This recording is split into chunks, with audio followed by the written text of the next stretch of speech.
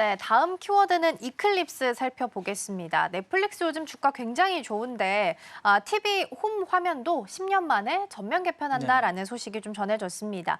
우리가 보고 있었던 이 화면에서 완전히 새롭게 바뀐 모습으로 변하게 될 거고 이게 이름이 이클립스라고 불리게 된다라고 하는데요. 이 화면의 특징이 좀 어떤 게 있고 어떤 부분을 좀 의미하고 있는 걸까요? 일단 직접 보셔야 됩니다. 이게 제가 이제 말로 드리면 잘 이해가 좀 안 되실 것 같은데 싹 바뀝니다. 일단 들어가서 보시면 싹 바뀌는데 일단은 기본적으로 딱 들어가서 보시면 이제 넷플릭스가 기본적으로 보면 이제 빡빡하다는 느낌을 좀 받았는데 그게 약간 좀 선명하고 약간 넓어졌다는 느낌을 좀 받게 되세요. 그러면서 이제 보통 멈추고 바로 재생하게 됩니다. 들어가시면 바로 재생하게 되고 오래 머물 수 있고 이제 몰입감이 좀 있게끔 만들어주는 약간 이런 느낌으로 가게 되고요.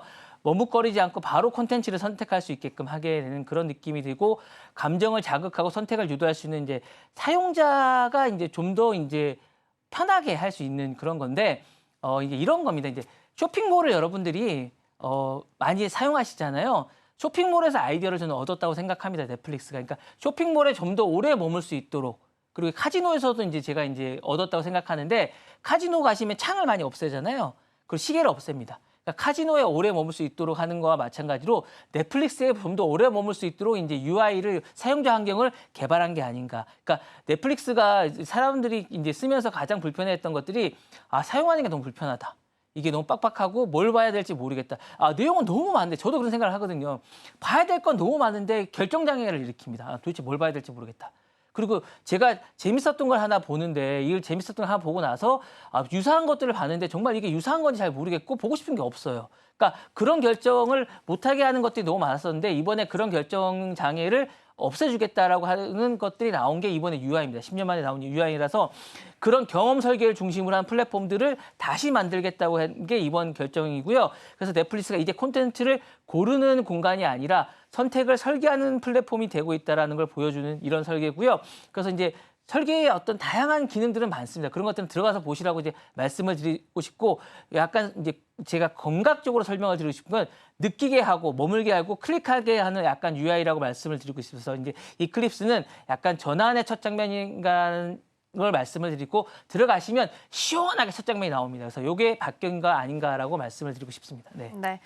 넷플릭스가 이번에 10년 만에 홈 화면을 전면적으로 개편한다라는 말씀을 좀 해주셨습니다. 사실 밥 먹기 전에 어떤 거 볼까 막 고르고 있다가 밥 다 먹는 경우가 많다라는 이야기가 있었는데 홈 화면이 전면 개편되고 나면 이러한 시간들도 많이 줄어들 수 있다라는 부분에 대해서 언급을 좀 해주셨습니다. 그러면 이렇게 바꾸는 전면 재개편을 통해서 이클립스를 통해서 넷플릭스는 이 방향성을 어떻게 가지고 가고자 하는 걸까요? 일단은 그동안에 이제 콘텐츠를 어떻게 채울까로 넷플릭스가 상당히 고민을 많이 했습니다. 그러니까 이렇게 해서는 한계점이 좀 오는 것 같아요. 그러니까 넷플릭스가 고민하는 게 뭐냐면 구독자가 거의 한계점에 왔습니다. 그러니까 이 구독자를 늘리는 데 있어서는 어떤 방식을 써야 될지에 대한 계속 고민을 하고 있는 것 같아요. 그래서 이제 구독자를 늘리는 것만이 능사가 아니라 구독자들이 얼마만큼 이 안에서 오랫동안 이 넷플릭스에 체류하는가 이게 상당히 중요하고 이것들이 그래야만이 주가에 반영이 되거든요. 그래서 이 부분에 대한 고민을 하다 보니까 콘텐츠만으로는 그게 이제 힘들다고 생각을 하는 겁니다. 사실 넷플릭스와 디즈니는 어쨌든 이 약간 수익 모델이 약간 다릅니다. 넷플릭스 철저하게 스트리밍과 넷플릭스 안에서만 해야 되지만 디즈니는 테마파크도 있고 여러 가지가 있기 때문에 서로가 수익 모델이 다르기 때문에 넷플릭스 이 안에서 뭔가 승부를 봐야 됩니다. 그래서 무엇을 보여줄까가 아니라 이제 어떻게 보여줄 것인가를 설계하는 플랫폼으로 바뀌어야 되지 않을까라는 생각이 들어서 이 부분에 대한 고민을 많이 한 거고 향후에도 이렇게 가지 않을까라는 판단이 들고요.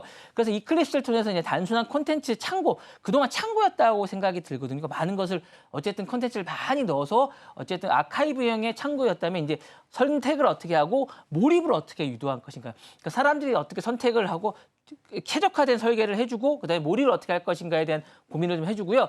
감정형으로 이제 인터페이스를 하고 그러니까 최적화란 말이 정말 맞는 것 같아요. 이 사람한테 잘 맞는 것들을 정말 만족해할 수 있는 콘텐츠를 제시해 주는 거죠. 첫 화면에 제시를 해주면서 이제 전환을 해주고 실시간으로 이 콘텐츠가 정말 나를 이해한다라는 생각을 정말 하게 해주는 거죠.